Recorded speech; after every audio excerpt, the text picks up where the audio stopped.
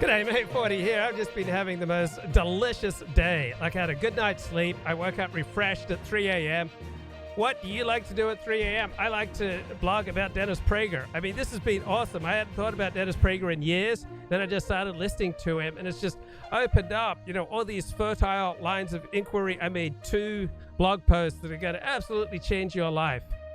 One on could it happen here? ? And another one analyzing Dennis Prager's phrase, the bigger the government, the smaller the citizen. Is that really true? And I've just been so happy all day. I've just been walking around with the attitude, LOL, nothing matters. But in a good sense, like you could use that in a bad nihilistic sense. But for me, it was like a good sense of LOL, nothing matters. I can sing like nobody's listening. I can dance like nobody cares. Like I can love like I've never been hurt. Tucker Carlson tonight. Say what you will about elected Democrats, but they know where the power is. They're like truffle pigs for power. No matter how thick the forest is, they will find it. Here's one example. In his very first hours in office, literally on Inauguration Day, Joe Biden named a new head of the criminal division at the Justice Department. Now, Biden spent that same day, you will remember, lecturing the rest of us about equity, meaning that straight white men are bad. And yet, strangely, the person he chose for this job was not a member of a racial or sexual minority. He was instead a highly privileged, straight white guy. He was called Nick McQuaid. Nick McQuaid went to private schools. He rode at Wesleyan. He went to Columbia for law school. He was definitely not oppressed, but that did not matter to Joe Biden. Some jobs are too important for affirmative action. McQuaid's main qualification was being the former law partner of Hunter Biden's criminal attorney. In December of 2020, Hunter Biden hired a Latham & Watkins lawyer called Chris Clark to defend him against potential federal tax charges. Just a month later, Hunter Biden's dad hired Chris Clark's partner, Nick McQuaid, to oversee the agency that could bring those federal tax charges. That seems like an obvious and glaring conflict, but no, Nick McQuaid did not recuse himself from the Hunter Biden investigation. And so, more than 2 years later, not surprisingly, no charges have been brought against Hunter Biden. And it's not for lack of evidence. Okay, who cares about that? I can't sustain any interest in Hunter Biden. Okay, but I mean, there's a good side to LOL, nothing matters. Like, there's a happy side to LOL, nothing matters. Like, I mean, who cares? Like, love like you've never been hurt. Where does that come from? Love like you have never been hurt. All right. I mean, it's just a beautiful quote. Like, dance like nobody's watching, love like you've never been hurt, sing like nobody's listening. I mean, do a live stream like nobody's watching, live like it's heaven on earth. I mean, Rabbi Akiva in the Talmud. I mean, LOL, nothing matters. All right. I mean, 5 people are going to watch this show. Another 3 people are going to listen to it as a podcast, and LOL, nothing matters. Like, does it really matter if 5 people or 500 people watch the show? LOL, nothing matters. Now, I could sing on tune, and I got huge news. I've just discovered the greatest singer ever and the greatest song that has ever been sung. All right? And I could sing the greatest song that's ever been sung for you. But if I was to sing it on key, I would, run up against copyright, problems. So that's the only reason that I ever sing off key, right, is so that I deliberately distort my voice because I'm that powerful to sing off key. So I don't trigger, copyright. Yeah, but I gotta dance like nobody's watching. I mean, the greatest singer ever. I mean, she's fantastic. And she was doing hits from age 18. She is the best-selling. She is the best-selling soprano ever. I mean, she's amazing, and her name is Sarah Brightman. Right? She's been going since 18. She's the best-selling soprano ever, and she just did this amazing song that I've listened to about 50 times. And I know, you're supposed to, lead with the news. People want to know what's happening. But I am a man of culture. I'm a man of elevated tastes. And this is just the most awesome song, and I can't play it for you. I'm just going to hope that the didgeridoo can do it justice. I'm just hoping that I can do it justice. It's called Running. I mean, fantastic stuff. I mean, this is the greatest song ever. This is me and you. And we are running to change the world, where hope is shining through. Sky is green and blue, and we are running to save the world that we're about to lose. Yeah, I mean, this is about climate change. This is about riding the bus. This is about using electrical vehicles. We'll be running. Watch it coming. Green is shining through. This is just the greatest song ever. Okay, everyone, love is rising. What the hell?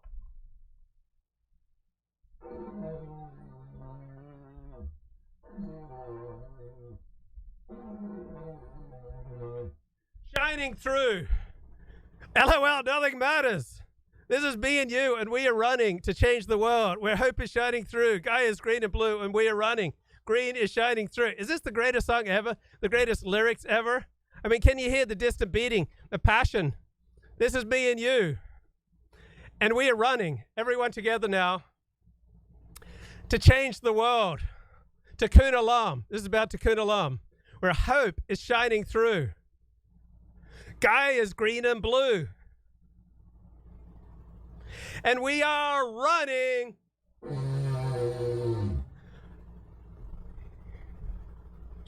until green is shining through. I will wander through the desert. I will seek you in my hand, in the silence of shadows, in the palaces of sand. I mean, she is a classically trained singer, and she does disco. She does pop. She does music in all sorts of different languages. She collaborated with Ufra Haza, that Israeli singer who died of AIDS. This is just the greatest song ever. In fact, I think I'm just going to sing this song for the next 90 minutes. I mean, it just doesn't get any better. Have you ever heard a greater song? I mean, I was sad and I was silent in the shadow of my soul, ever seeking the horizon for promises untold. I dreamed of silent oceans, and I sang of waters blue, with the crossing of angels brought forth to guide me through to a distant shore so welcoming. This is you and me. Oh, me and you. And we are running.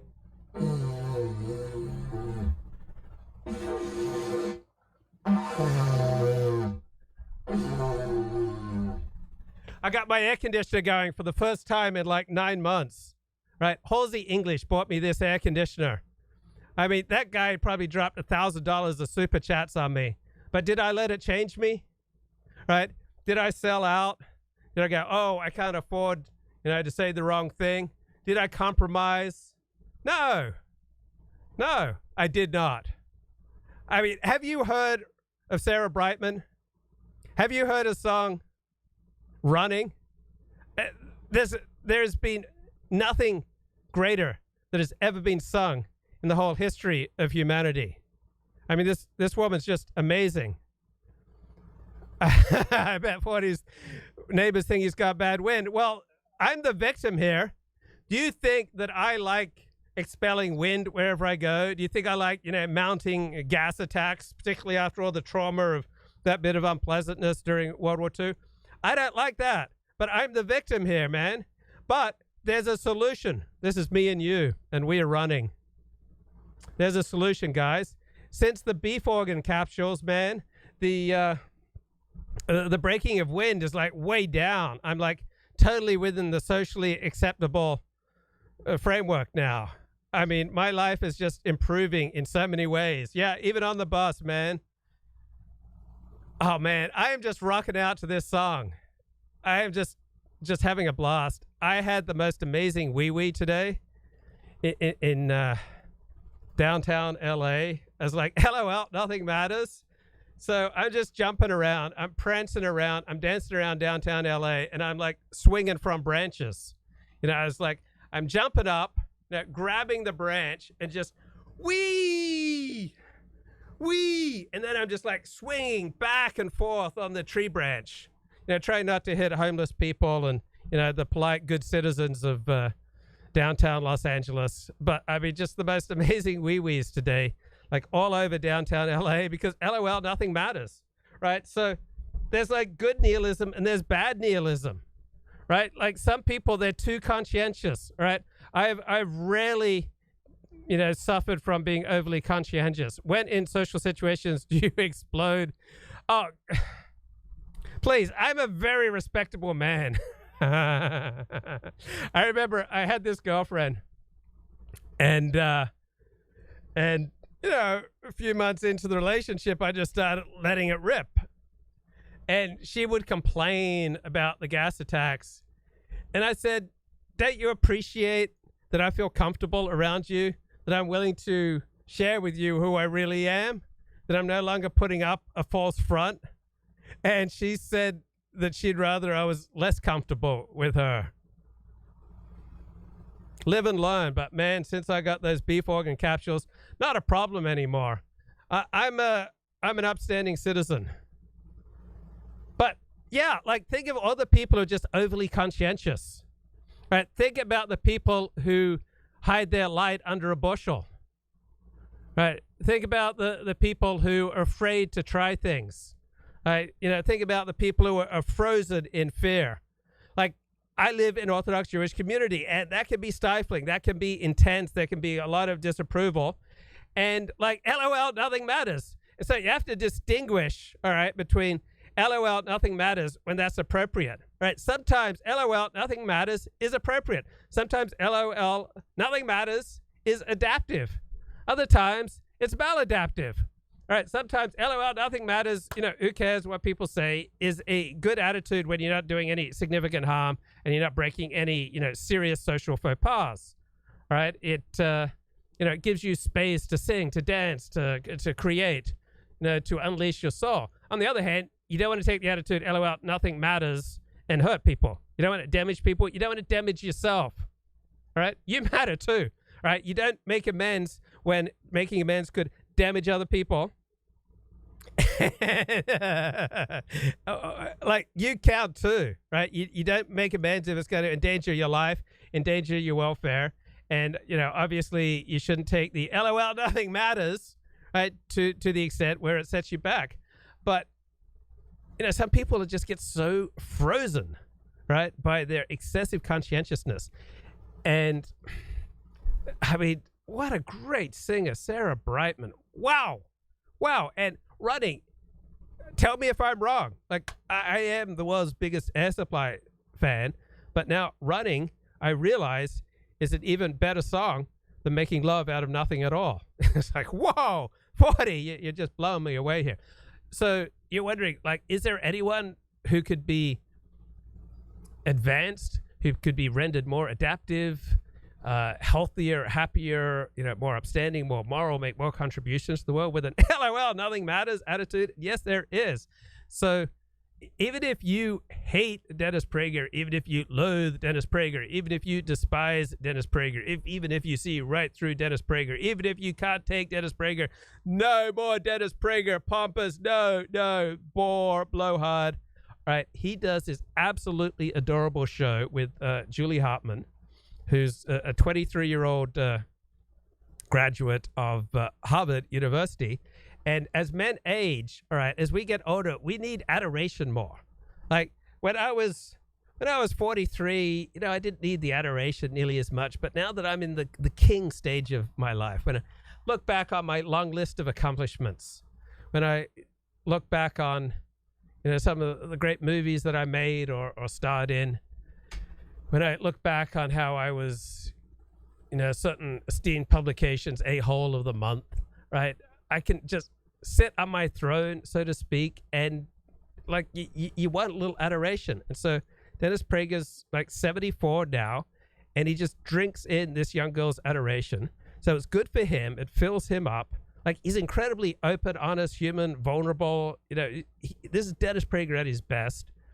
And then she is adoring, but that's also good for her. She's got a mentor. This is like, Dennis is 74 years of age, and this is, his first friendship with a woman that he hasn't, I assume, courted romantically. Right, we're a very elevated show here, and this really brings out the best in him. It brings out the best in her, and these guys are great together. But she is excessively conscientious, and so I think she would benefit from an LOL nothing matters contribution. But if something is unique, it is unique.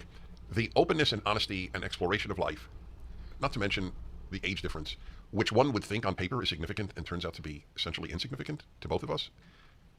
And it's really beautiful. It's a human show. That's the best way to put it. So anyway, I wanted to ask you, you finally have begun your own show. You're not calling it a podcast, is that correct? I'm calling it a show because it's live on YouTube, and then it also is on the Salem News Channel, and then it's in podcast form. So it's a podcast or a show or a streaming show. So how long do you devote to each? I devote about 45 minutes. And just like Dennis and Julie started off in the 30-minute to 45-minute range, I'm hoping that it will grow. But also, if I can be concise with the news and my commentary, I don't want to keep people longer than they have to. It's Tuesday through Friday. So Dennis and Julie's on Mondays, and then the remaining days of the week I'm doing timeless. So I am running my air conditioner at full blast, and tell me what you hear. I assuming you only hear the sound of silence, basically, because I came back to using a Streamlabs filter, noise suppression filter, but the low one, the little one, the teeny incy wincy noise suppression filter. So, hello darkness, my old friend. I've come to talk with you again. All right? 10,000 people, maybe more, people talking without listening. No one dares disturb the sound of silence. So I have my air conditioner just powering away about 3 feet from me right now. And talk to me. What do you hear? Oh, wait, it's back. You can hear the cranking. Oh, well, I thought the filter was, you hear the humming. It sounds like, it wasn't showing up. It wasn't showing up before I did the show. And now it's back. Oh, man. That's embarrassing. Sound settings. So, anything surprised you? Yes, the amount of work has surprised me. I thought that it would be comparable to guest hosting for you, because when I guest host for you, it's 3 hours. But what I realized is that when I guest host for you, it's 3 hours, but then I'm done for the week. You know, the next time I guest host for you will be maybe 2 or 3 weeks later. With this, it's every single day. And also when I guest host for you, even though it's 3 hours, having the commercial break really helps. Sure. Because it allows... It's a breather. It's a breather, and it allows for a natural transition. Whereas when you're just sitting, as I am on the set... And no callers. Well, actually, yes, we will start introducing callers. We've only had 3 shows, so we've decided. Well, that's interesting. But yeah, we have a call-in number. You will. It's live, yes. Oh, that's awesome. And I'll call in. That would be fun. You don't need to call in. Dennis from L.A. You can just walk 15 feet. No, I'll call in. Sit down. I'll surprise you one day. But so I just sit in front of the camera, and there's no commercial break, and I'm just talking for 45 minutes straight, and that's a lot harder than, at least for me, than 3 hours with commercial breaks, because of the lack of natural transition. The daily issue. Yes. So this is a very responsible girl. She talked about how she used to, she was one of the best swimmers in California when she was young. Apparently, she also did water polo. She would train as a swimmer from 3 p.m. to 5 p.m. every weekday. She went to an elite private school in Los Angeles. She said that she had, on average, 7 hours of homework a night. I mean, just incredible levels of conscientiousness that are just mind-blowing to me. But as a result, she's got crippling levels of anxiety. She says she doesn't know how to have sober fun. And so there are lots of people out there who would benefit from LOL, nothing matters, right? And some people, right, like people in New Orleans, right, a lot of people in New Orleans, the attitude of let the good times roll and LOL, nothing matters would not be so healthy, right? So other groups are, excessively conscientious, excessively cautious, excessively inhibited. And some groups, right, would benefit from LOL, nothing matters. And other groups would benefit from more conscientiousness. Now, it's really hard for me to try to pick out like which groups would benefit more from LOL, nothing matters. But I'm going to look. because we're friends here, we're so open, and I was just having an amazing day, like listening to Sarah Brightman like all day, listening to Running 50 times over, walking the sunny streets, like 80 degrees, gorgeous day in downtown LA, and just beautiful, beautiful women. I'm walking down the street listening to Sarah Brightman sing Running, and there's this, gorgeous Asian woman walking towards me, young, beautiful, not wearing a bra. But like, LOL, nothing matters. I just let my lustful impulse, just flow through me and go on, because like, LOL, like, what would be, 5 minutes of bliss, compared to spending eternity in the bosom of God? It's like, LOL, nothing matters. Like, okay, she's not wearing a bra. Like, am I even noticing? Like, do I like pay any attention to, what's underneath her shirt? No.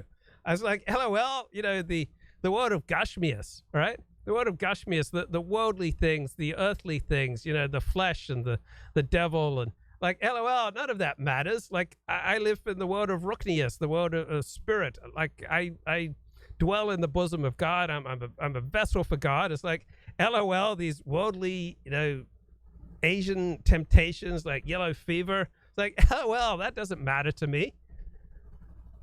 So yeah, it does seem like, I wonder if this particularly beautiful Asian woman would benefit from the LOL, nothing matters approach to life. But I do feel like some Asians and maybe some Jews and some really uptight white people from Scandinavia would benefit in certain contexts, in certain situations from an LOL, nothing matters. Like, it helped loosen them up. We'd learn to dance, right? I grew up as Seventh-day Adventist. Dancing's a sin.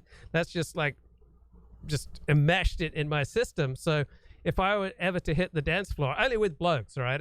Orthodox Jew, I only want to dance with blokes. But like a LOL, nothing matters, right? It probably helped loosen me up and get me moving and grooving on the dance floor.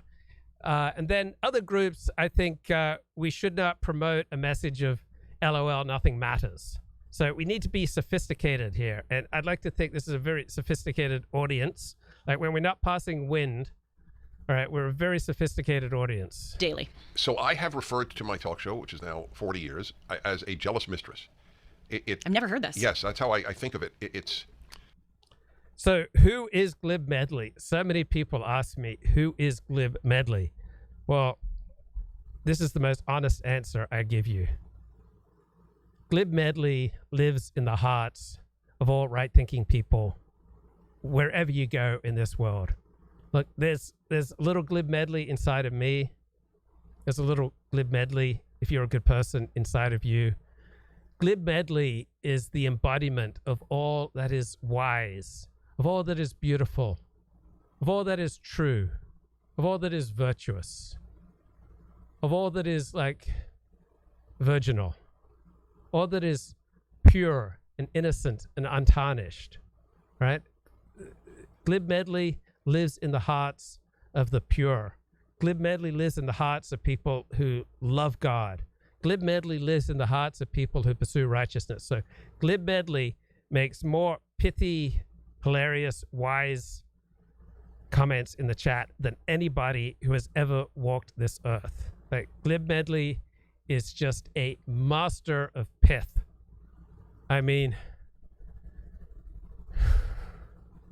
he's just incredible.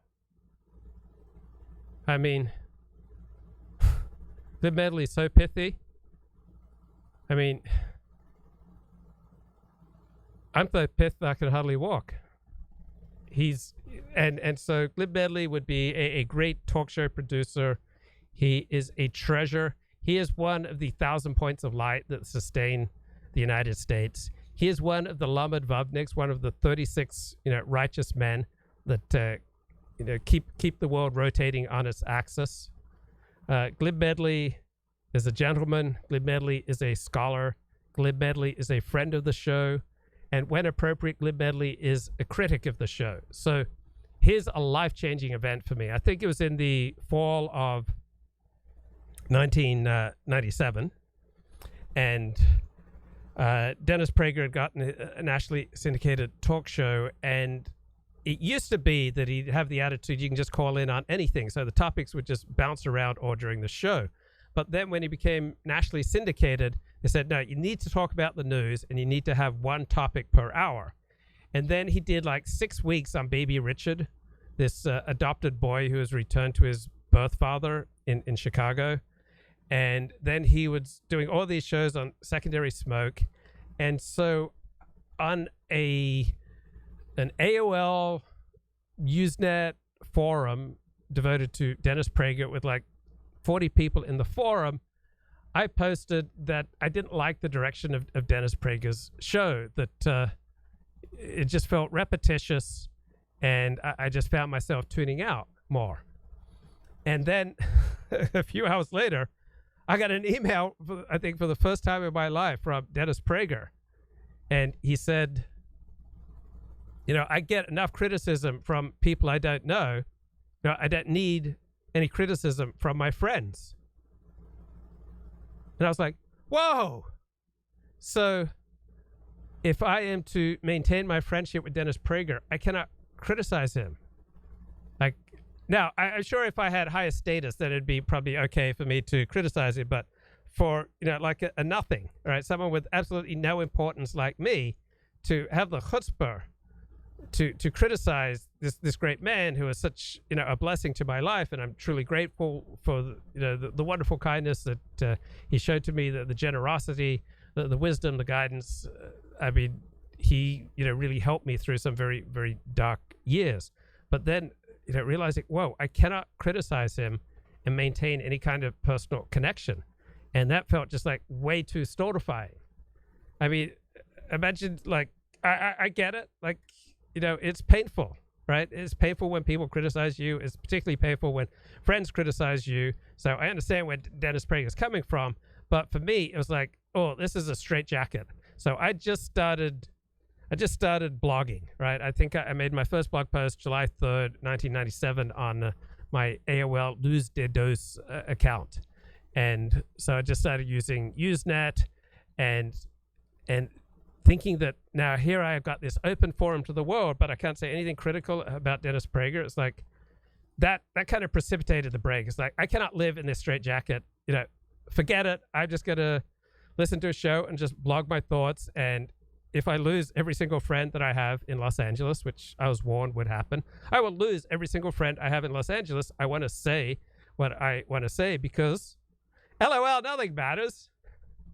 And so that was kind of the impetus to the break, because I couldn't imagine having an open forum to the world, such as the internet, and listening to Dennis Prager shows regularly as I was doing.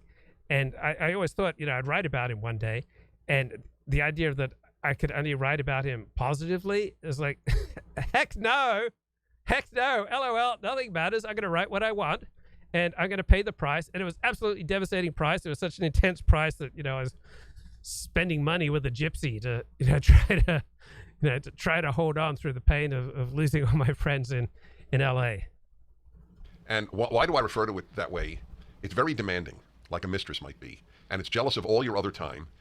And obviously we're given vacation time, but the fact is pretty much I have to be on every day of the year, every weekday of the year. Mm-hmm. In a certain sense, it's the ideal job. It's 3 hours and my day is theoretically over, though that's a joke, but it's theoretically over. And that's a joy. And since I usually broadcast Pacific time, it's over by noon. I am spoiled. I mean, the thought that I have the rest of the day to do whatever I want is a joy that I never cease to be appreciative of. Yeah, and the chat says, LOL, perky nipples. But bro, I have achieved like such spiritual highs, even though these are incredibly, perky nipples, like really strong, thrusting, black nipples, teats, pushing against her white shirt is like, somewhat sheer white shirt, but it didn't affect me at all. Like, I was like, LOL, nothing matters. Like, why would the world of Gashmias, why would like 5 minutes of intense pleasure, count for me when I get to spend eternity in the bosom of God, that I get to walk around as a vessel for God when I see that, there are crematoria going up in Beverly Hills, that, we are living in a civil war, that we're becoming more like Nazi Germany every day. Like, what do an incredibly perky pair of thrusting nipples on this beautiful, and she looked really smart and intelligent. Like, what does that matter to me? Like, that's all Gashmias. That's all like worldly nonsense. I've even completely forgotten about it. Just like flowed through me and then was gone.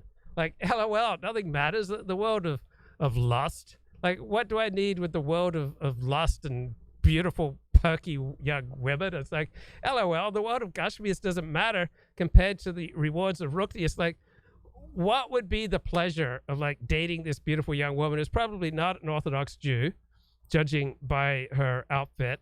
And like, where would the pleasure in that be compared to the pleasure of picking up, a volume of Talmud? It wouldn't rate, mate. But every day, it's demanding. Yes. I mean, I come in, I film this, and then I go home, and literally the rest of the day and the entire next morning is 100% devoted towards the next show. See, I mean, I don't want to be bothering Julie Hartman. She seems like a really nice girl. She does not need any 40 in her life. She doesn't need to know anything about Luke Ford. She'd be better off never hearing the name Luke Ford. She's got, she's on a great wicket. She's going in a great direction. She's got a great thing going. But like for Julie Hartman, a little bit of 2-3 hours a day, LOL, nothing matters, right, would be fantastic, right? For someone as dedicated and conscientious and, really tough on herself, right? She would receive so much benefit. I mean, but don't listen to me. I'm a nutter. Like I'm bonkers. I have no accomplishments. I'm not important. Like, Julie, do not listen to me. But someone like Julie would benefit greatly from an attitude of, at times, in appropriate circumstances, in appropriate situations, like, LOL, nothing matters. It's like what Dennis Prager says, husband and wife outside the bedroom should be making love constantly, and inside the bedroom, they should be banging, right? So there's a time to be very conscientious and rigorous, right? If you're a brain surgeon, right? Be conscientious and rigorous, but when you're done with your brain surgery, when you're on Julie time, then it's appropriate to have an hour or 2 or 3 a day where just like, what's that saying? LOL, nothing matters. I mean, there's a time and a place for dancing like nobody's watching, loving like you've never been hurt, sing like nobody's listening, live like it's heaven on earth. LOL, nothing matters, right? People like Julie Hartman would really benefit from few hours a day of LOL, nothing matters. So you will love this. You know what I say when young people have asked me, I'd like to be a talk show host. How do I know if I can do it? You know my answer, right? No, I don't. Oh, you'll love this. I've been saying this for decades. I say, listen, there's a very good way to test whether you can do it. I want you to sit alone in a room, stare at a wall, and be interesting for 3 hours. It's hard. And half the time they go, maybe it's not my profession. And another thing that I've chosen to do on my show Timeless is I don't have a desk. And I just, it's like you with your fireside chats. I just sit in the chair and look directly at the camera because it was really important to me to have a direct line with my viewer. And I want my viewer to feel like they're sitting across from me and just having a conversation with me. I think I underestimated how extraordinarily hard. Okay, this is amazing. All right, this is, look, be serious. Don't be glib. You want me to move away from LOL, nothing matters. Okay, you got to see this. This is her, I believe, first appearance on the Dennis Prager show, and she went into a depression and a tailspin after this because she lost most of her friends and she thought her life was ruined. This is amazing. Entirely because of COVID? I think a lot of it has to do with COVID, but I think a lot of it is because, and this is something we talk about a lot, and I know you talk about on this hour, men don't ask women out anymore, especially at my age. Hookup culture is very prevalent among people in their early 20s, in their teens, at college. So I think a lot of it really has to do with that. It's just not the culture anymore to court. It's the culture to hit on someone and then have a one-night stand with them. So he is more likely to hit on her for a hookup than for a date? Yes. That's fascinating. Absolutely. That is just fascinating. I can't emphasize that enough, how prevalent the hookup culture is. It really, it's everywhere. So give me the line that would be most obvious. Hey, you know what? We've been here a couple of hours. Why don't you come to my place? What are the mechanics? I don't mean the mechanics of the sexual act, the mechanics of the getting the girl to engage in the hookup.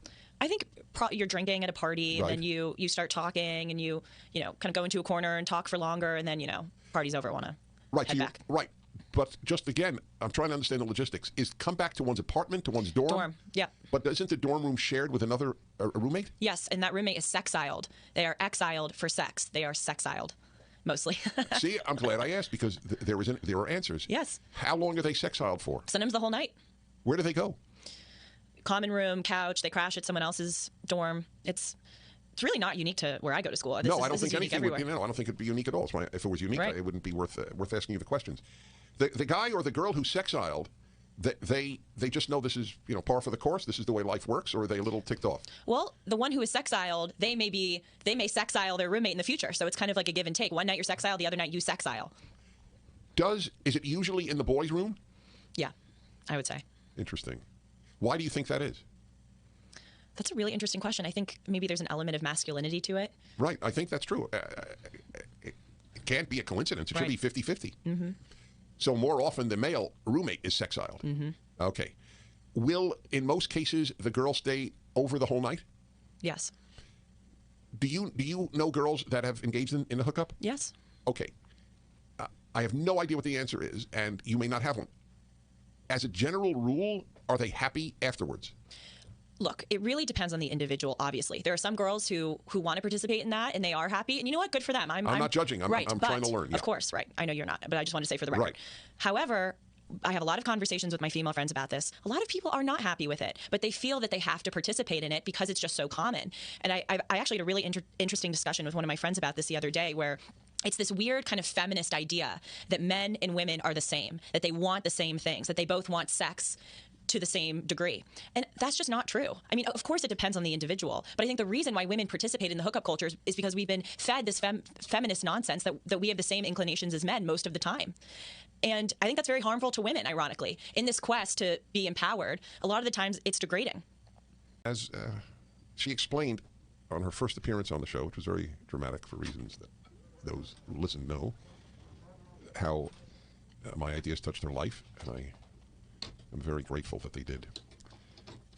But that's not the subject now. The subject is men and women of her generation. And then I asked you, among the women you know, do any regret? Or they, I think I even put it less dramatically, are they happy that they did it? And you say it's a mixed bag, which I think resonates with me. And then you went into the idea of feminism having told women, effectively, you're just like men, and can have emotionless sex, non-committal sex, just as readily and enjoyably as men can. And then you use the term empowerment. Take it away. Well, it's a phony sense of empowerment. And the point that I want to make is that this all leads back to the modern definition of feminism that I think is very harmful, as we're saying, that to teach women that they are the same as men. Of course, that they're equal to men. Women are not inferior to men. That's a very separate conversation. But they are not the same as men. They have different inclinations. They have different desires. Again, it depends on the person, obviously. But that is what fuels so much of this hookup culture. It's this idea that we are the same.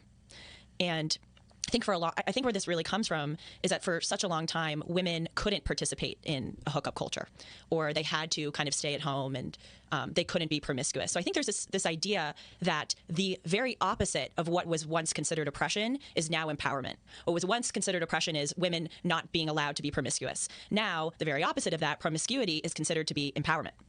And that's a very harmful, in my view, way of looking at it, because that's just not true.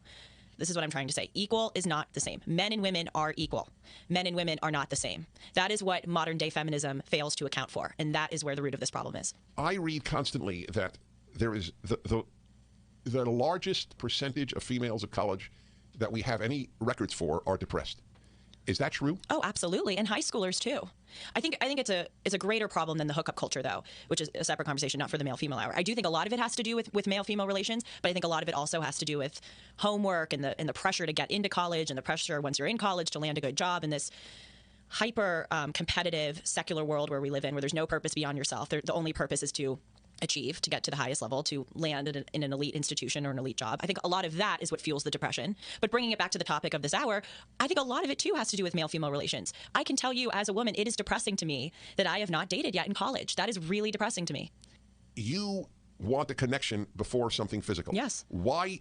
So do you think that comports with female nature, or is it idiosyncratic to you? I'll get your response when we come back. I think that comports with female nature, totally. But what's interesting is that if you say that, then you're not feminist. If you say that, then you're slut shaming. I have a lot of friends who participate in the hookup culture, and the next morning I'll talk to them and they'll just say, ugh, I just don't feel good. I feel used. I feel cheapened in a way. But then if you come out like I am on the radio and you say, hey, this whole idea of feminism, that men and women want the same things and that you can just have sex with a guy and that's empowerment and that's feminism. If you come out and say that, then you have this primitive, antiquated, oppressive. Okay, question in the chat. What was 40's greatest walk of shame? Like, I'm a bloke, right? There's no shame for blokes. But I moved to Orlando, Florida with a woman who was 13 years older than me. So she was maybe 12 years older. I think I was like 27. She was 39. And I had told her I'd cook, and I did not. And I did not end up cooking, and she started to find me kind of a millstone around her neck. And so to get rid of me, she went and spent the night with a previous lover. And so then I just started crying and crying and crying. And then we went to synagogue, and I went and sat off in a corner by myself, and I was just like crying all through the Saturday morning service. And she was sitting on the other side of the synagogue, and someone like tapped her on the shoulder and said, "Your husband's sitting over there." And then the rabbi saw her such a wreck, and so like he scheduled a counseling intervention, and we did a counseling the next morning, but he saw that it was already over. So I moved in with some eccentric people from the synagogue who lived across the street. And to get back on my feet, I thought, I need to hit the singles ads. So there was this dating service run by a Messianic rabbi, and I met a non-Jewish woman through this dating service, and we had a very nice dinner. It was all very proper. Then I invited her to Friday night Shabbat dinner, and she came over and she met me, but she just felt things were a little off, and so she fled. And I was really mad because I paid for her dinner in addition to mine. And I got home and I called her and I said, "I'm not going to chase you." She heard how angry I was. And anyway, she came back the next morning. She went to synagogue, and there was like a whole special lunch. There was a Shabbaton, there was a special program, and she kind of liked it. And then like there was just program all during Shabbat, and then Motzi Shabbat, after Shabbat, I went back with her to her place, and she was living with her mother. And, we jumped into bed together, and it was wonderful. And the next morning, I get up, and I walk out into the kitchen, and her mother's there. And her mother says to me, "She's a tiger, isn't she?"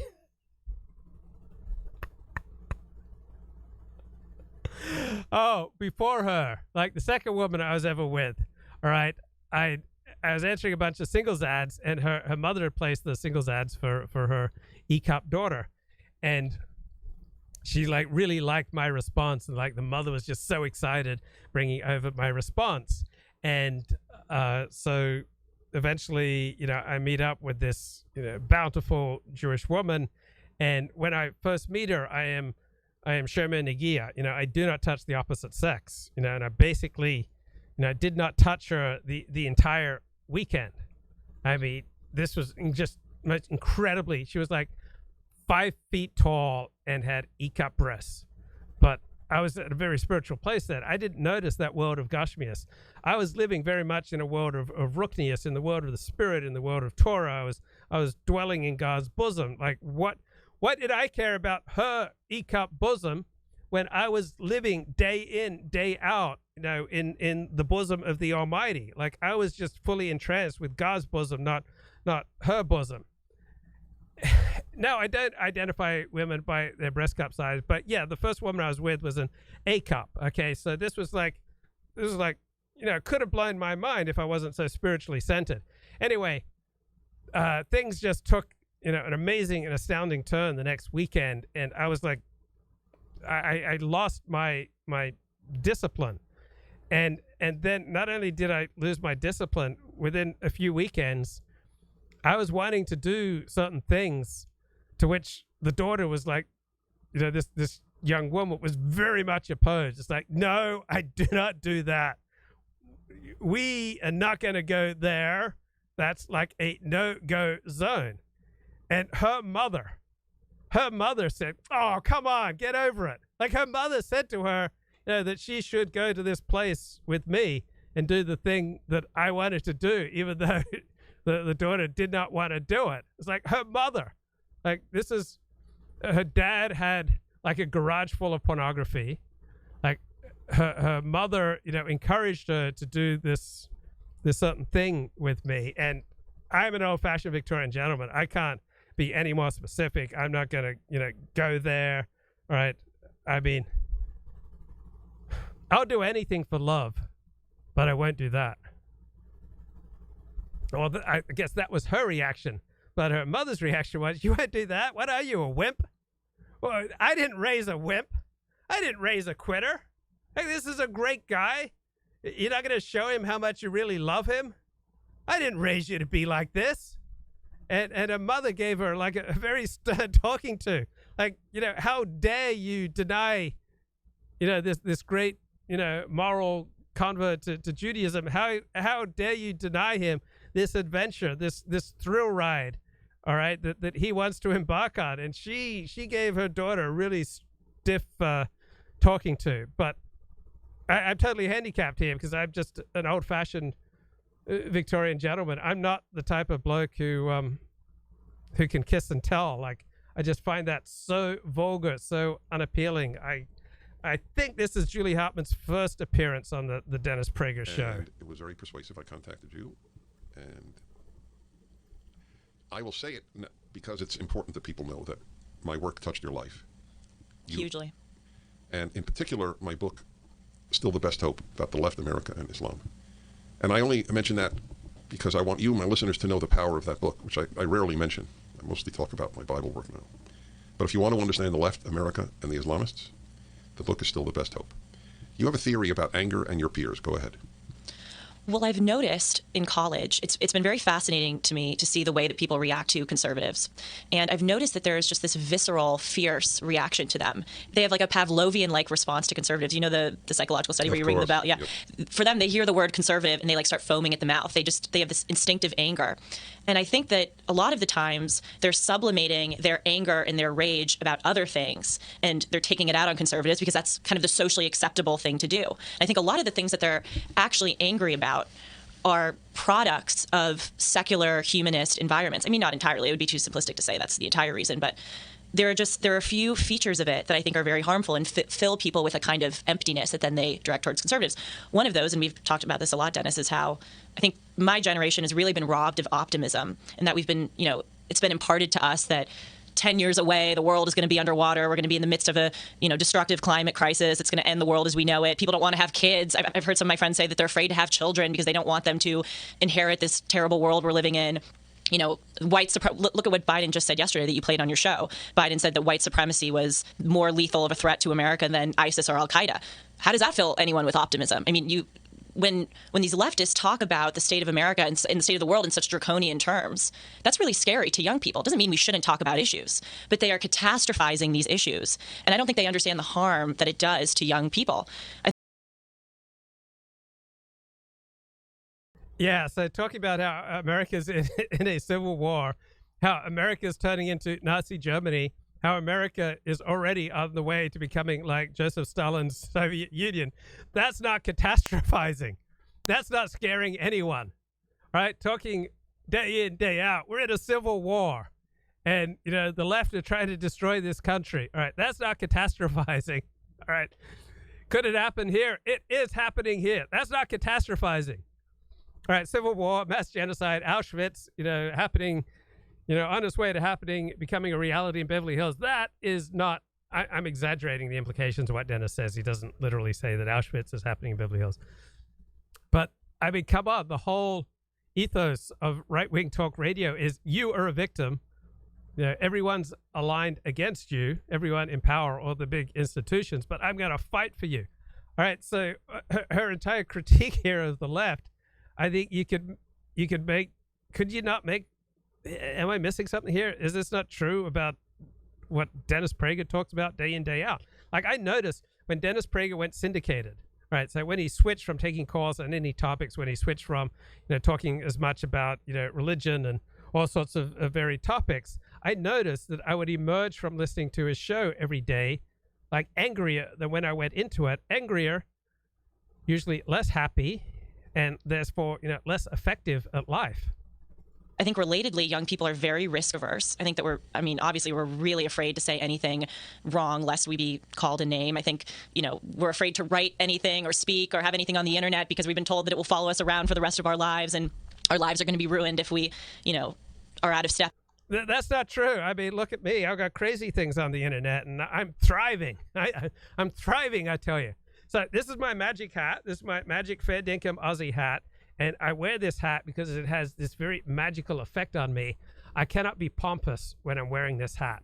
So I do have tendencies towards pomposity. I remember when I was like bedridden with chronic fatigue syndrome, and like there was just like parade of women who'd come over to my house to comfort me, and one of them, she came and stayed for the weekend, and I asked her, like, how would she compare me with my father? And her analysis was that my father was not as pompous as I am. In any kind of way. And I think crucially, the biggest thing I've noticed, and this is something I really learned from you and from your books, is that there is no reverence for wisdom anymore. We live in a really, really hyper-competitive world where people are very obsessed with climbing the socioeconomic ladder, getting into an... I think she lives in a hyper-competitive world. I mean, this is a woman who did 7 hours of homework a night. Right? We have a large choice about what kind of world we get to live in. I'm not exactly hyper-competitive. Like, I remember, wow, was it about 30 minutes ago, I had 10 live viewers. Now I am down to 8. But does it bother me? Does it wound me? Am I hyper-competitive about my viewership? No. Like, it's all LOL, nothing matters. Who cares if no one's watching?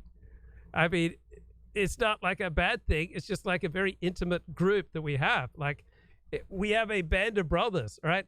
Those of you who watch with me today, all right, we will take over Western civilization.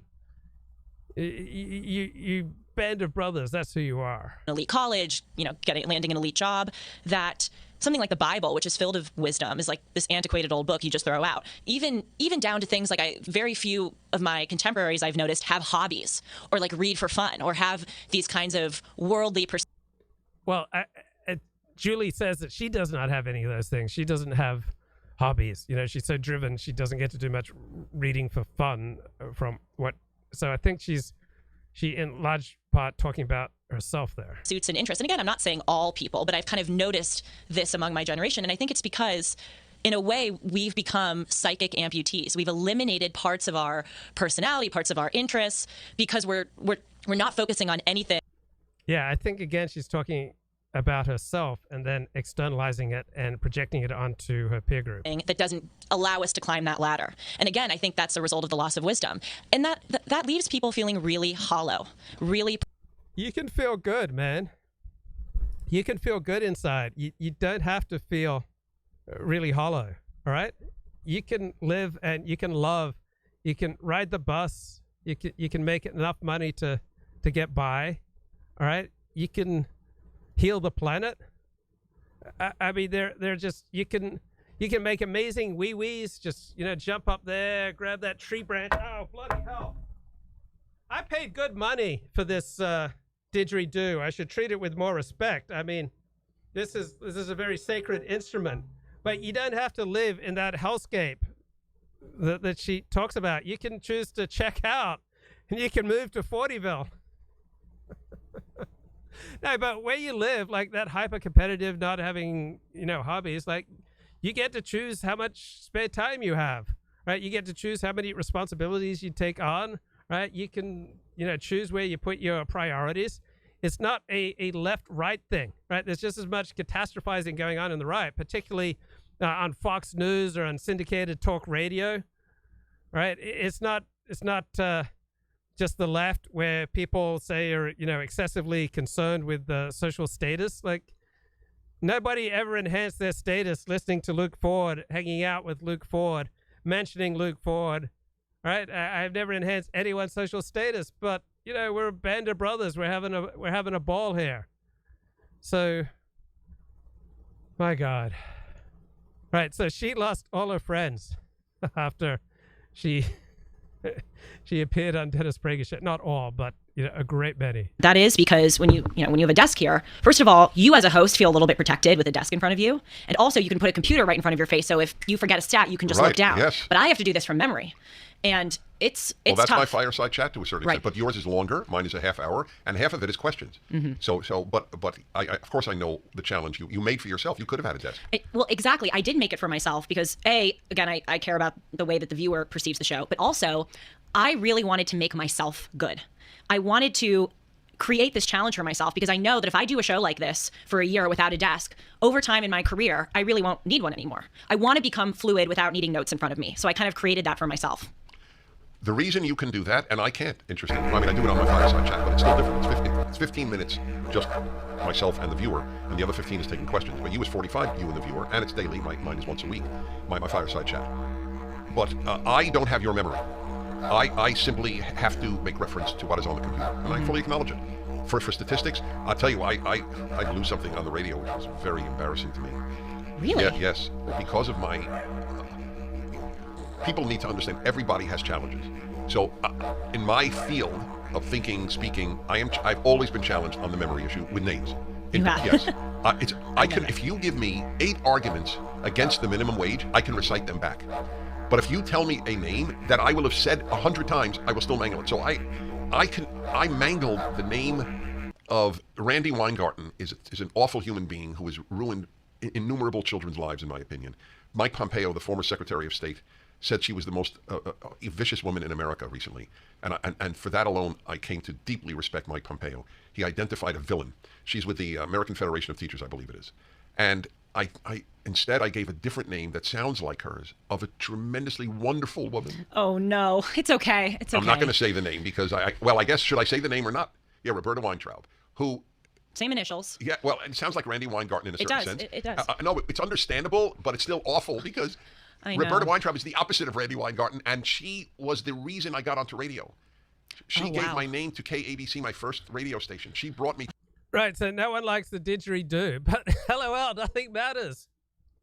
Right, there's a time and a place for this attitude of LOL, nothing matters, so you don't like the didgeridoo. Big deal. To them. And I have such permanent love and affection and respect for her. Anyway, it doesn't matter. I'm just saying, so you'll love this. Oh, so get a boomerang instead. So I was in a park in downtown LA, and there was this black guy who was like throwing a boomerang around, and he was an American black guy. He wasn't an indigenous Australian. So he even has a website where he sells boomerangs, and he was like teaching me how to throw a boomerang because he had a special type of boomerang that I wasn't really familiar with. So I first realized how I mangle names when I was at graduate school. I was dating a girl. Did you forget her name? Oh, worse. No, it's worse. No. Her last name was Last. Okay, that's a last name. And we had been dating for months. And we went to a party, and I said, I won't say her first name. This is so-and-so first. Did you really think it was first? Yes. For how many months? No, just then, at the party. Oh, just then. Yes, but now interestingly, she was very annoyed. She was hurt. Yeah, well, nothing matters. I remember when I would get names wrong when I was, prowling around on the love scene, on the dating scene, when I was, hitting up all the Jewish singles events, and I was missing names and mangling names. And one very wise woman told me, we remember the names that we want to remember. Have I seen the Aussie classic Muriel's Wedding? Yes. Excellent stuff. So I should probably talk about something serious. Oh, so this is serious. Donald Trump's campaign this time around is incredibly top notch. Like, he has hired the best minds and organizers on the Republican scene, and he's also lining up to 50,000 Republicans to take over top governmental positions. So he is so far way outpacing Ron DeSantis, and his team. Okay, I'm not kidding here. His team is the best, right? He has assembled the best, and he is doing a ton of, old-fashioned politics. And great article here in the New York Times.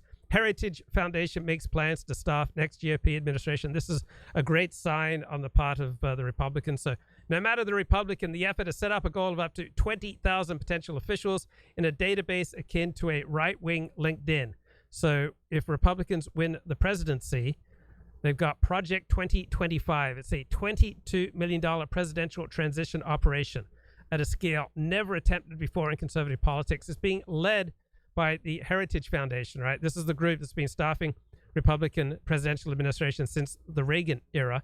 But, all right, because Donald Trump had terrible staffing decisions during his administration, more than 50 conservative groups have temporarily set aside rivalries to team up with Heritage on the project. So this is real. This is serious. Republicans are learning their lessons, just like they've poured money into alternative media such as Rumble, right? So Rumble's great, man. A lot more free speech on Rumble than on YouTube. So the conservatives are getting smarter in a lot of ways, and this is one of them. They are ready, right? They are ready to take power. And here's another thing that I find interesting in today's New York Times. So Donald Trump has found a way to connect with Florida's congressional delegation in a way that Governor Ron DeSantis has not. So Ron DeSantis is just incredibly awkward with people. His only friend is his wife. So New York Times headline, Side Letters, Mar-a-Lago Dinners, Trump's personal touch in fighting Ron DeSantis. So many examples in this article of Donald Trump exhibiting the personal touch where Ron DeSantis has failed. So when Anna Paulina Luna's father was killed in a car crash in January 2022, she received notes from two prominent Florida Republicans. One was from former President Donald J. Trump, a condolence letter that he signed Donald. The second letter came not from Governor Ron DeSantis, but from his wife, Casey. Right, the letters meant something to Ms. Luna, who was endorsed by both Mr. Trump and Ron DeSantis in the House race she won last year. In the end, she has backed Donald Trump for president in 2024. And why? She says Trump's operation is personal, right? You take the time to actually get to know the people you're going to be working with, and that makes a difference, right? So these different approaches to outreach underscore Ron DeSantis' political weakness as he finds himself in a heated endorsement battle with Donald Trump. Donald Trump has effectively wrapped up almost all the endorsements. Like he has like 100 endorsements for every one that Ron DeSantis has. And this is part of a whole new approach for Donald Trump. Not only is his campaign team top notch, right, the best of the best, right, he is now playing the political game in the traditional way, right, for the first time. He holds a lead of 25 percentage points over Ron DeSantis in the 538 national poll average. Now, Ron DeSantis is struggling, and he has difficulty connecting with potential supporters. He's traveling the country on a book tour, and at an event in Michigan, he irritated Republicans, said privately he spent little time with the crowd at an event. He left another in the afternoon shortly after posing for pictures. So Donald Trump has collected 47 endorsements from Congress. Ron DeSantis, the former congressman, just 3.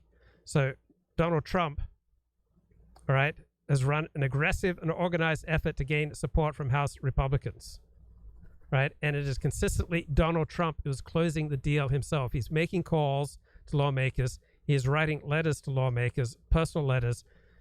He knows many of them for years. He's hosting dinners at Mar-a-Lago. By contrast, many Republicans in Congress say they have not heard from Ron DeSantis, right? So Donald Trump is learning to play the game.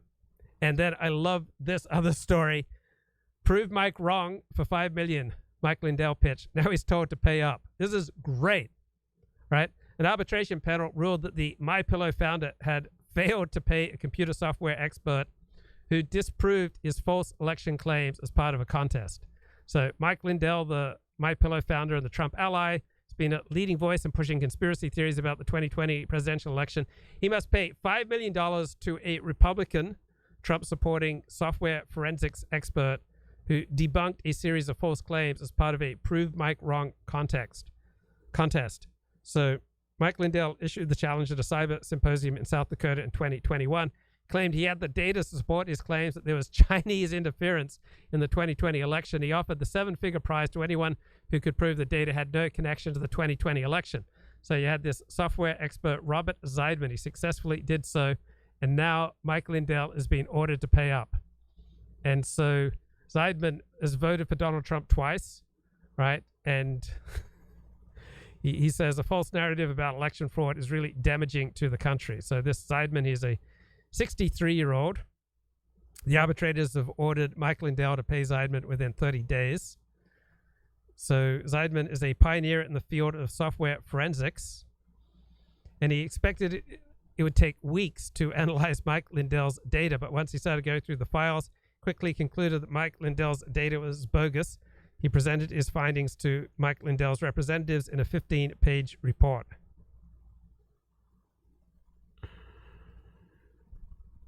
And this Zeidman, he does believe that there was voter fraud in 2020. The question is, how much was it actually enough to swing the election? And Zeidman says, I can't say that. So I think that is absolutely awesome. And I don't think she should have been hurt, but it doesn't matter. It just shows you. By the way, I have to tell you, I would be a little hurt. Oh, okay. Well, I'm happy you told me that. I would think. Because you don't get hurt easily. No. I would quit this job if I got hurt. No, I'm kidding. You would. The jokes, the jokes that we make here, you gotta, No. But you would quit the job. I thought because of the public's reaction to you. Yeah. You'll get your fair share of. I already have. You already have. Yes, exactly.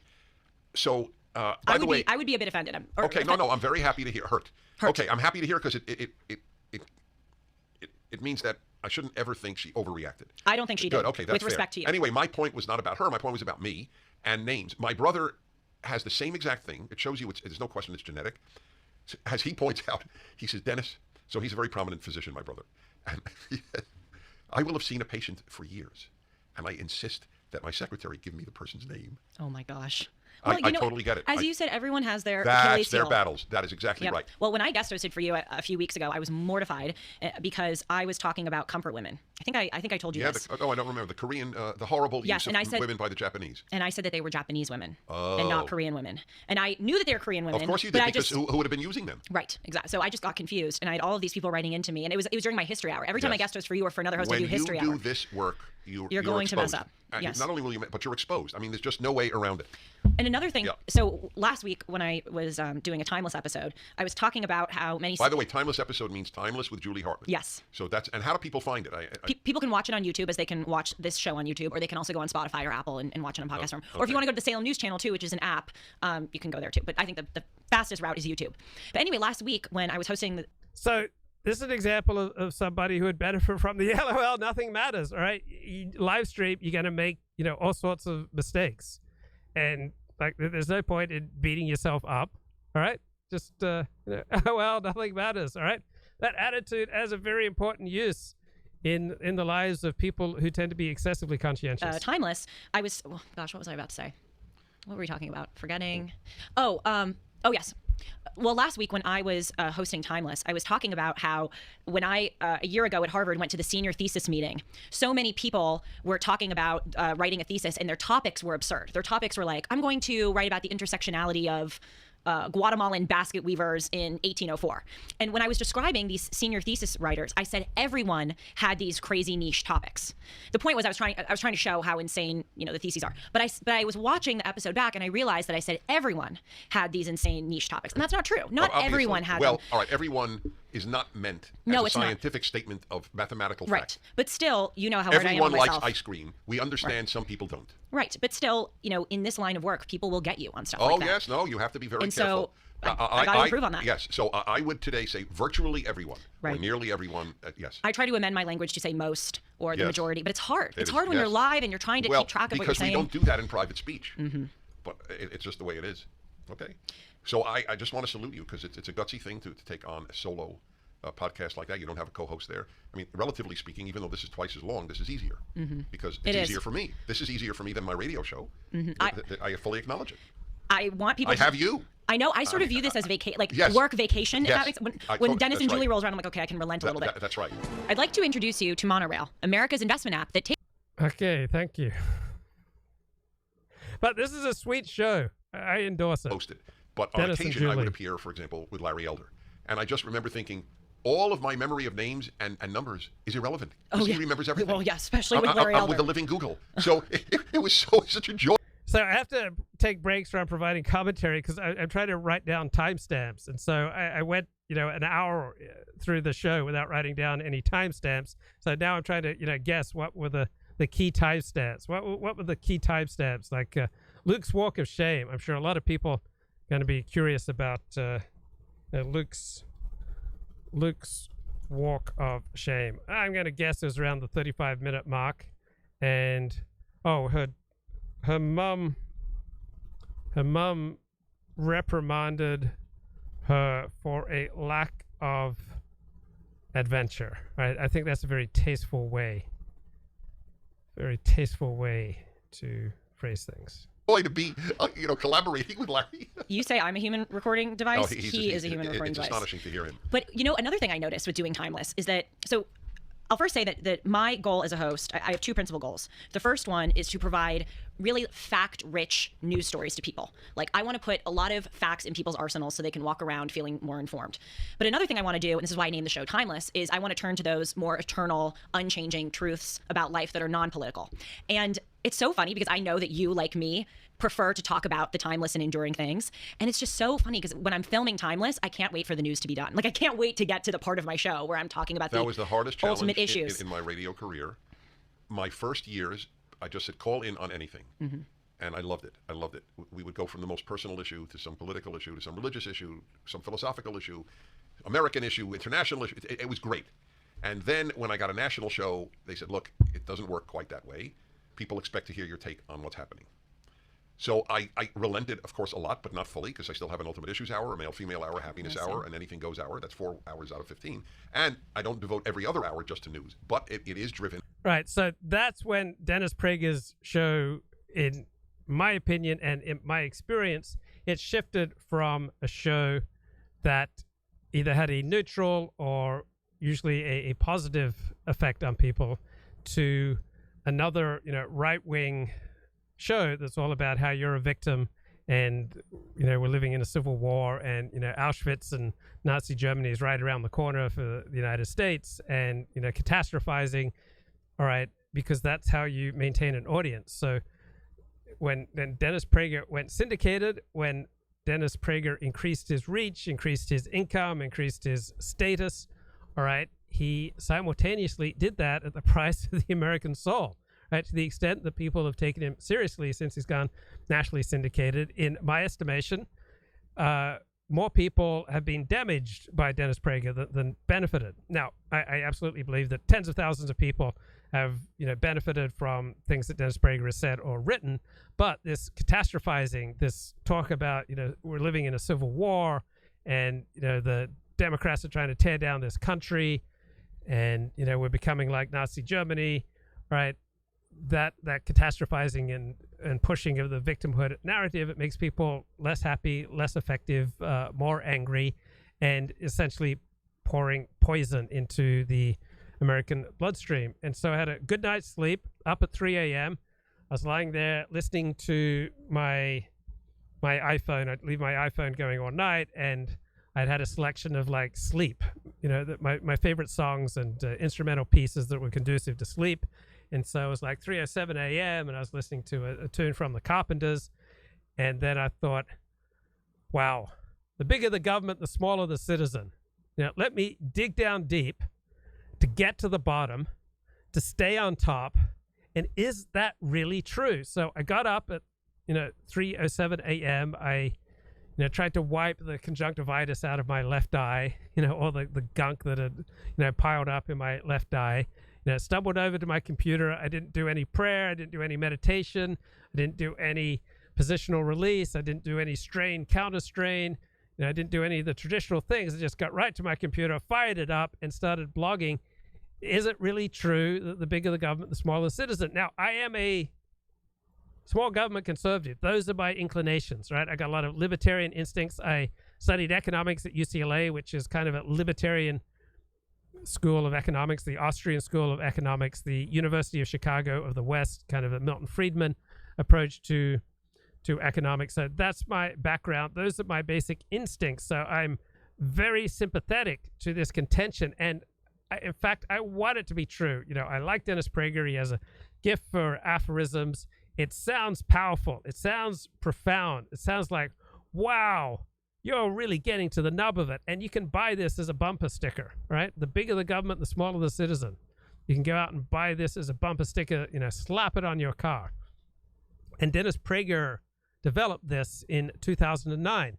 Barack Obama had taken over presidency of the United States. He had passed through Congress a moderate stimulus act that moderately increased the size of government and made plans to introduce Obamacare, which was basically over the course of 10 years, a $2 trillion transfer from Americans who work and earn to Americans who don't work, don't earn, and don't pay so much tax. So Dennis Prager came up with this saying in 2009. And then all sorts of Republican politicians, such as John Boehner, who was then Speaker of the House, and Congressman David Dreyer took up the phrase. And Hugh Hewitt said back in 2012 at the Baltimore retreat of the National Republican Congressional Committee in 2009, Dennis Prager gave this big speech. I had to follow him. I've now learned to go before Dennis, don't follow Dennis. So he gave this big speech, standing ovation. Right? You know how intoxicating it is to speak? I've done little public speaking. I don't think I've ever had a standing ovation, but get any applause at all as a public speaker. It's absolutely intoxicating. And so if you, positional release, let it be known, is in no way in conflict with no FAP. All right. Positional release is strain, counter strain physical therapy. There's no fapping involved. All right. So I would love to get applause. I would love to have status. I'd love to have a nationally syndicated talk show, but I would like to think that I'm not going to, promote victimization, catastrophization, and pour poison into the soul of America and say all sorts of things like this phrase, which does sound true, which does sound profound, which feels really good if you have a conservative or libertarian orientation, but upon examination, it just falls apart. So you can give big speeches, you can get standing ovations, right? You can be applauded, and you can have women, throwing their panties at you, right? But it doesn't mean that you're saying the truth. And Hugh Hewitt said, Dennis, he turned around like Beethoven. He couldn't see that they were standing. I had to poke Dennis and say, turn around, look at the audience. What brought them to their feet was the saying, the bigger the government, the smaller the citizen. So it's a rousing remark, right? It captivates people. It resonates with people. It's a very popular thing to say to Republicans. And this is Hugh Hewitt's now speaking. I saw a grown man now, the hardest bit and the most cynical, the toughest to reach audience in the world. Right? It's an audience of radio program directors and general managers.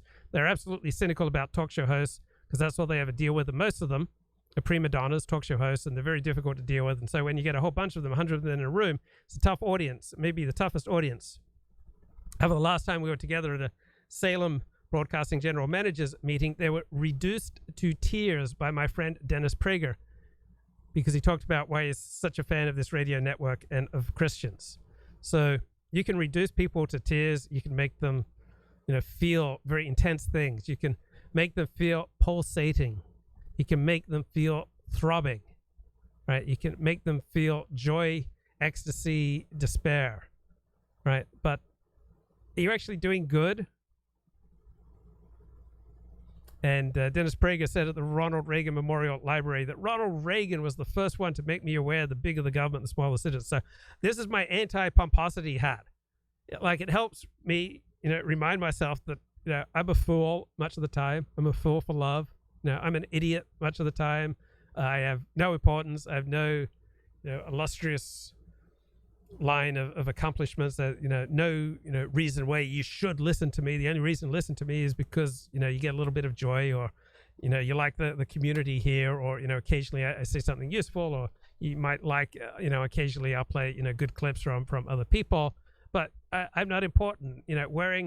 Wearing this Aussie hat with the corks, right? It reminds me, I'm not important, because the essence of life is family. And if you got room in your life after family, it's friends and work and interests, right? And pundits should be just a bonus, all right? And I see with almost all pundits of which I'm aware, the essence of their presentation is how important they are, because they have all these insights into life that you don't have. And it's absolutely necessary that you get these insights so that you can save America. Okay, so is it actually true, right? This is a very popular thing to say to conservatives and Republicans. You can make bank with it. You can get status, prestige. You can reduce people to tears. But is it actually true? All right. So is it really true that the bigger the government, the smaller the citizen? When you analyze it, it's absolutely preposterous.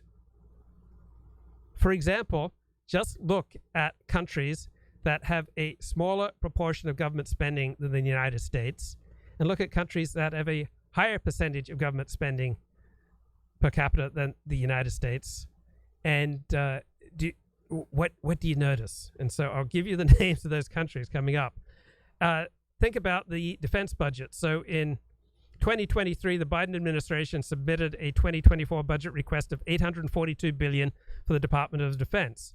So if the Department of Defense budget was half as much, would American citizens be bigger?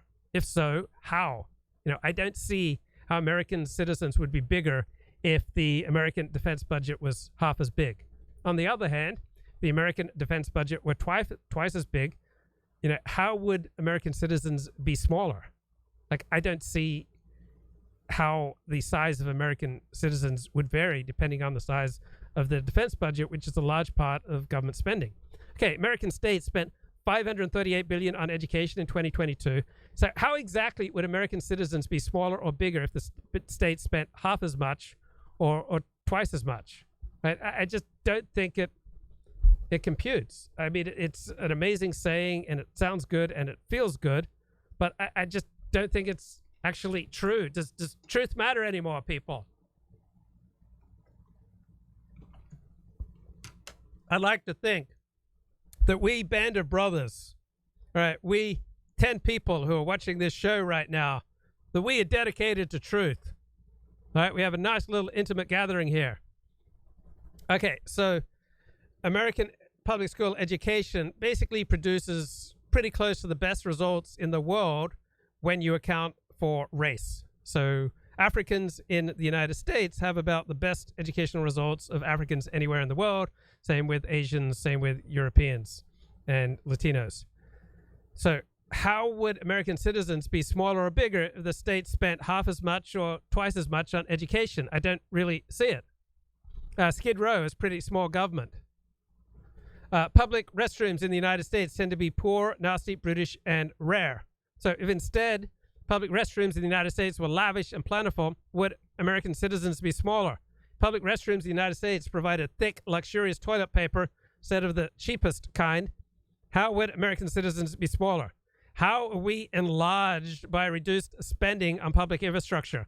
Like if we spent twice as much on public parks or public roads, how would American citizens be smaller? Now, remember, my basic impulse is to reduce the size of government, right? I have libertarian small government impulses, so I don't want to make the government bigger in general. But what's even more important to me than my feels, what's even more important to me than pulsating, vibrating, attracting a big audience, bringing people to tears, having power, status, and prestige is, through my very flawed vessel, trying to seek out the truth and talk about the truth instead of telling people what they want to hear when it turns out to be lies. Like if we had nicer airports, how would American citizens be smaller? If we had more lavish public transport, how would American citizens be reduced? If Americans had Medicare for all, like all other first world countries, and I'm not promoting that, I'm just saying if, to make a point, how would Americans then be smaller if they didn't have to freak out about losing their health insurance when they lose a job?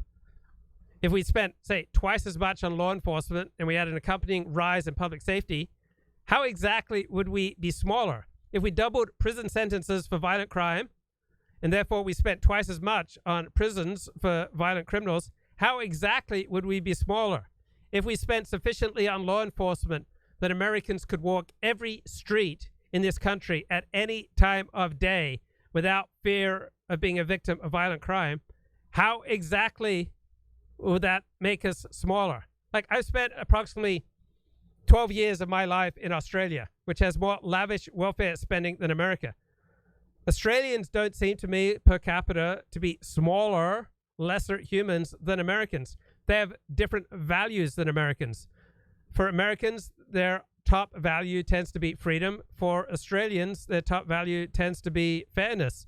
So how exactly is one value system here just inherently superior than the other. I don't see it.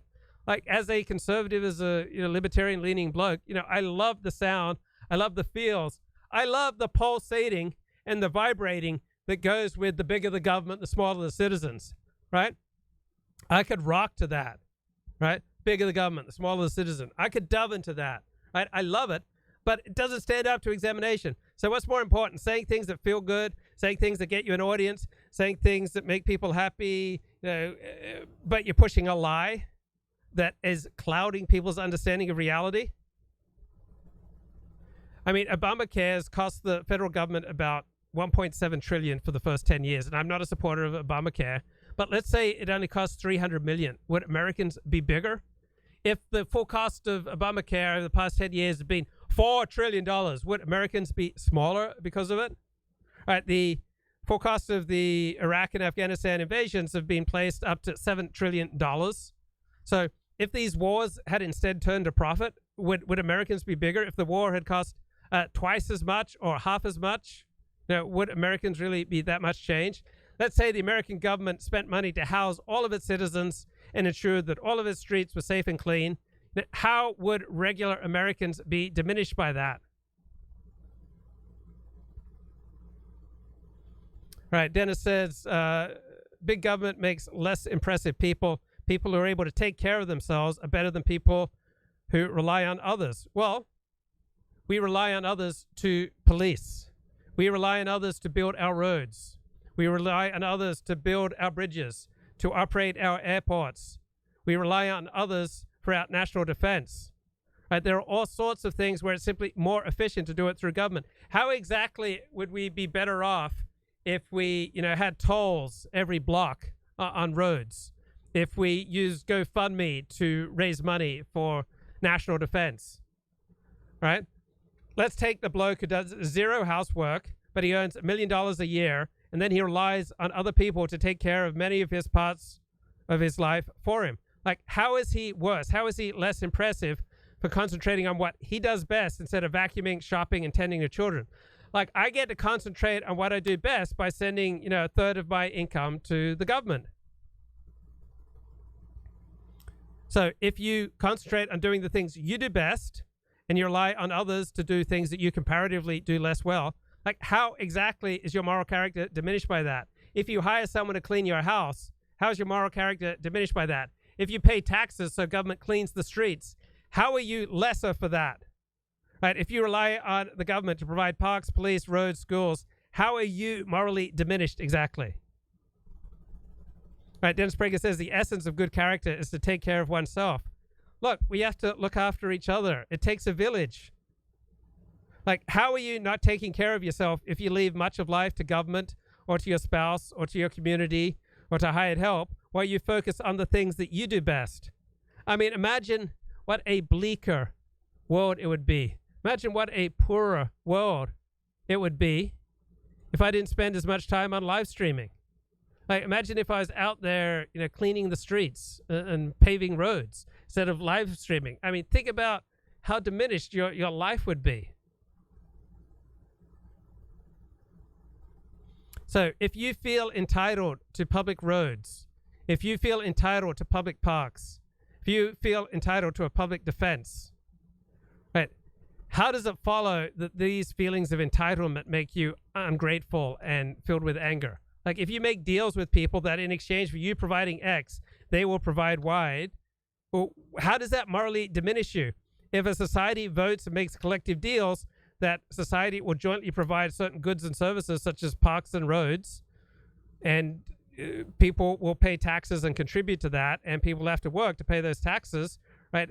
Like, how are people diminished? If a society, a community decides on lavish public services, lavish public goods, or moderate public goods, if the community decides that, how exactly are people made bigger or smaller by having nicer or fewer or rougher parks? Like, when I'm in Australia, I notice by and large public facilities are cleaner and nicer than they are in America, right? Australians aren't noticeably angrier or less grateful than Americans. In fact, they seem on average to be happier. So Americans by and large work longer hours than Europeans. Like, how exactly are Americans ennobled by that? I think for some people it is ennobling, other people it is degrading, and other people it's a wash. Like in my life, I've had periods where I've worked 100 hours a week. I had years where I was bedridden. I've had years where I was working on average 50 hours a week. Other years I was working 30 hours a week. To whatever extent it ennobled or degraded me, it's not exactly clear, and it was very little, right? I know many people who work very hard and they work long hours, and I'm not exactly clear, like how specifically would they be less noble if they worked 50 hours a week instead of 60 and took those extra 10 hours and devoted more time to friends and family. Like, I see strengths and weaknesses in having lavish public goods and meager public goods. I see strengths and weaknesses in working 60 hours a week versus 20 hours a week. I don't see how people are inherently rendered bigger or smaller or more superior or inferior by the number of hours that they work. Like, how are citizens rendered smaller or bigger by, say, government regulations about shopping hours and minimum vacation times? Every Australian gets a minimum of a month's holiday a year. I'm just not aware. I didn't see how that morally diminishes Australians. Like, if you vote for government to tax to provide more lavish social services and public goods instead of your giving that money to charity and volunteering, like, why is it inherently inferior if the government does it as opposed to private volunteer organizations? I'm open to it, right? You can make an argument for it, but I don't think it's crystal clear. So Dennis Prager says it was conservative governments who were far more supportive of the war efforts in Iraq and Afghanistan compared to left-wing governments of the same country. So as soon as the socialists won in Spain, they withdrew all their forces from Iraq, and the new center-left government in Japan has promised to stop helping the war effort in Afghanistan. This is 2009. Well, it seems to me that those lefties were right and the conservatives were wrong. All right. I checked Wikipedia. Right, the following governments spend the lowest percentage of their GDP on government services: Somalia, Turkmenistan, Haiti, Venezuela, Sudan, Iran. This is me and you. Equatorial Guinea, and we are running. Bangladesh, Ethiopia, to change the world. Yemen, Guinea, Nigeria, Guatemala. All right. Do you wish that your country was more like Somalia, Turkmenistan, Haiti, Venezuela, Sudan, Iran, Equatorial Guinea, Bangladesh, Ethiopia, Yemen, Guinea, Nigeria, Guatemala? These are the countries that most dramatically differ from the United States in the low levels of government spending as a percentage of the GDP. So do you wish you were more like these countries? Do you associate in your mind Somalis, Turkmenistanis, Haitians, Venezuelans, Sudanese, Iranians, Guineans, Bangladeshis, Ethiopians, Yemenites, Guineans, Nigerians, and Guatemalans with being like particularly elevated, lofty, impressive, super moral people? I don't see it, right?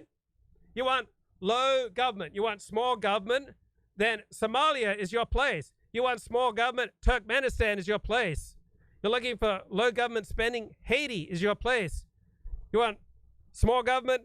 You're a small government conservative. Venezuela, Sudan, Iran, Guinea, Bangladesh, Ethiopia, Yemen, Guinea, Nigeria, Guatemala. Those are your places. Really? That's what you want? Do you really want to operate like those countries? Like, why on earth would you think citizens in those countries are just so much more big-souled, so much more moral, so much more impressive than Americans? The only countries that have distinctly lower government spending than the United States, though not as low as the countries I just listed, that Americans, might like and respect, are Singapore, Taiwan, Costa Rica, Ireland, and Peru.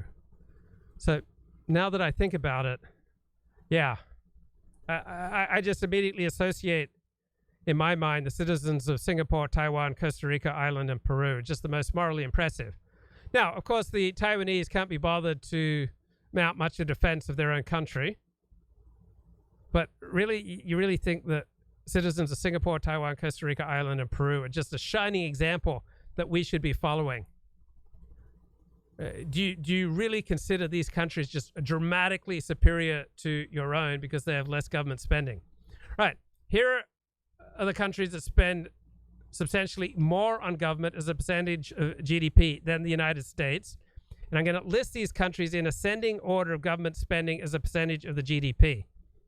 Right. Norway, Latvia, Cyprus, Estonia, Malta, Canada, the Maldives, Montenegro, New Zealand, Brazil, Luxembourg, Serbia, Japan, Poland, Slovakia, Netherlands, Vanuatu, Czech Republic, United Kingdom, Croatia, Portugal, Tonga, Iceland, Slovenia, Sweden, Spain, Denmark, Germany, Hungary, Austria, Belgium, Finland, Greece, Italy, France, Ukraine. All right? So that was in ascending order. So the countries that spend the most of their GDP on government spending, now going in descending order. Ukraine, I thought Ukrainians were the good guys. France, boy, those French, so unimpressive. What a poor quality of life they have because of all that big government. Italy, Greece, Finland, Belgium, Austria, Hungary, Germany, Denmark, Spain, Sweden, Slovenia, Iceland. None of these places seem like hellholes, right? Aside from Ukraine because it's fighting a war. But France, Italy, Greece, Finland, Belgium, Austria, Hungary, Germany, Denmark, Spain, Sweden, Slovenia, Iceland, Tonga, Portugal, Croatia, United Kingdom, Czech Republic, Vanuatu, Netherlands, Slovakia, Poland, Japan, Serbia, Luxembourg, Brazil, New Zealand, Montenegro, Maldives, Canada, Malta, Estonia, Cyprus, Latvia, Norway. Really? These are hellholes? These are just inferior people to us? I don't see it. But perhaps that's just me. I must be missing something. So if you can elaborate on exactly how increasing or decreasing the size of government services renders people more or less moral. Now, I want to hear that argument. I'm wrong all the time. I've changed my mind all the time. Not a biggie. By what is happening, and I totally understand that. People want, in my case, Dennis Prager's take on X, Y, or Z. And the news is really interesting. I mean, it's relentless. I, as a host, I'm learning so much by doing this about the world. Isn't it the truth? Oh, yes. And I feel it's like the ultimate soap opera. That's how I think of it. The ongoing drama. And it really shows how relentless our job is, because last week I was talking about an impending railroad strike, and literally 5 minutes before I went on air, the Senate voted to strike down a specific measure, 52-48. And so again, 5 minutes before I go on air, I have to learn that fact. So you constantly have to be clued in, checking your phone, checking your email. So it's kind of a new realm of life for me. Are people writing in? Are they becoming aware of Timeless? Yes. It's brand new. I don't expect it. Yes. Look, it's going to, you have to be patient. I have to be patient. That's right. But we're going to do what we're looking. Did you go on Ben Shapiro yet? I'm going on him tomorrow. Well, that's great. Mm-hmm. I mean, that's a huge built-in audience. I mean, I do a lot with Daily Wire, and I have great affection and respect for them.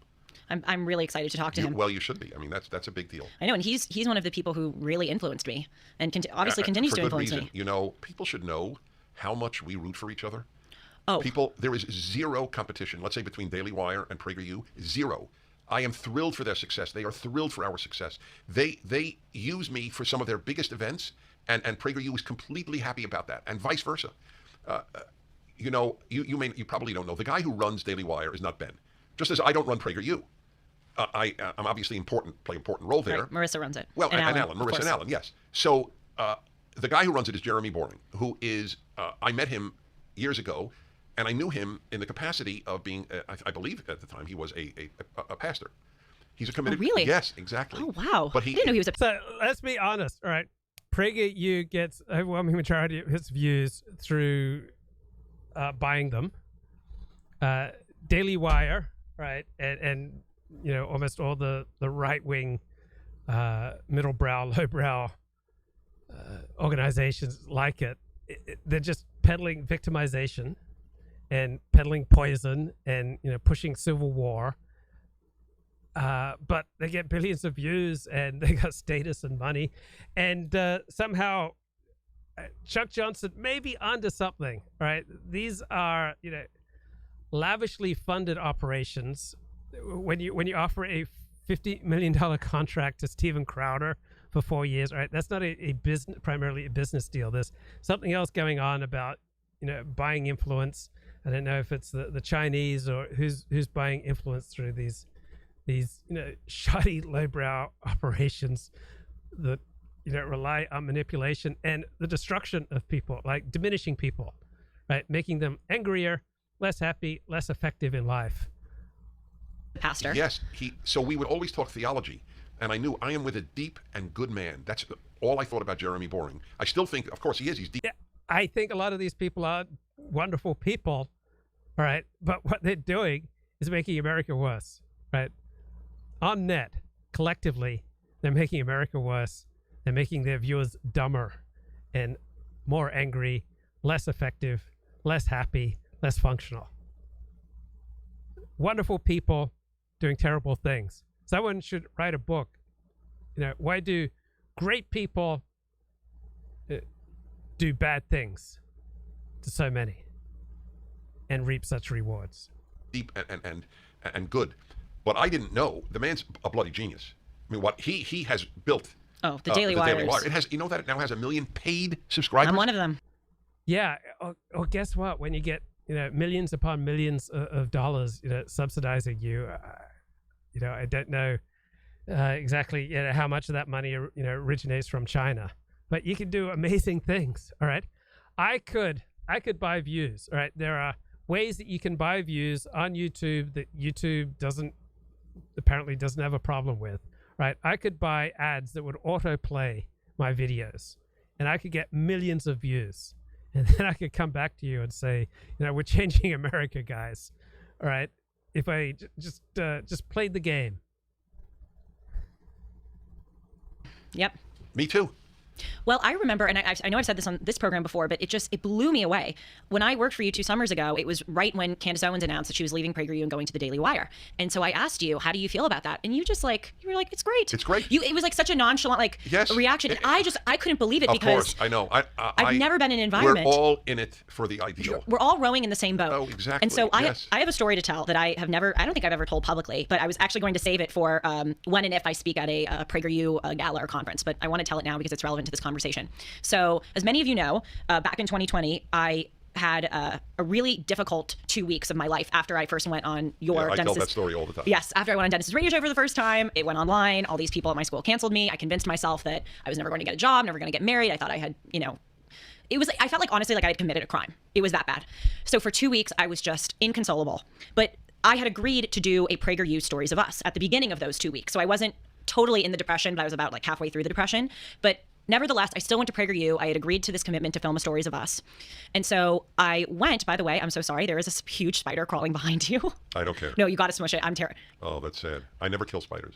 It's a policy. No. It's a daddy long. I'm sorry. I'm terrified of spiders. You got to kill this. That guy's bothering you? Yeah, I'm sorry. You got to whack it. All right, wait, and I won't whack it. I'll get rid of it, but I won't. No, I'll put him in a glass. Oh my God. Yes. You guys, I am really scared of spiders. No, It's going to distract me the whole time. I'm sorry. We can. I will get rid of it. Okay. All right, young man. All right. I'm going to bring it to you, Sean. Oh God. We'll take a quick break. Just kill it. I'm not killing it. Okay. All right. Let's go. What do you? Oh, okay. I thought you were going to pick it up. No. I'm going to now. Give me a piece of paper. We don't have. Oh, okay. Yes, I'll slide a piece of paper in, Okay. and then all will be good. Okay. How do you know it's in there? The laws of physics dictate. Well, where are you going to put I'm it? giving it to Sean. What is he going to do with it? That's a great question. I don't know. This is a very real moment on the Dennis and Wait, Sean, God, you should see what's going on. Sean took it. Oh, now Dennis can't get back in. Oh, okay, you can get back in. He just wanted me to know. Wait. He wants this all up. Wait, Sean, what did you do with it? That stays in. He really wants it in. That's What really did funny. he do with the spider? You gave it to our spider specialist? Fine. Okay. Wait, So just for the record, Oh, God. see, the reason you have to appreciate spiders because they take care of the insects. They get rid of them. The really obnoxious ones, like mosquitoes. Dennis, I can't deal with spiders. It is totally understandable. A lot of people, what is it called? Arachnophobia. Arachnophobia, yeah. Usually I'm professional and I let stuff like that go, but I it would have one distract me the phobia. entire time. I have leptophobia. That's my one phobia. Okay, so even if you don't like Dennis Prager, this is a genuinely sweet show. I haven't listened to Prager for years. I disagree with so much of what he says. I have very strong critiques of Prager, but I enjoy listening to his show with Julie Hartman. That's it. Take care. Bye-bye. Yeah, listen to Sarah Brightman and the song Running. It's the greatest song ever, right? Sarah Brightman is the greatest singer ever. She's the best-selling soprano in the world. I mean, she's just got an amazing voice. And running, I've listened to that song 50 times today. Bye-bye. Bye-bye. Bye-bye.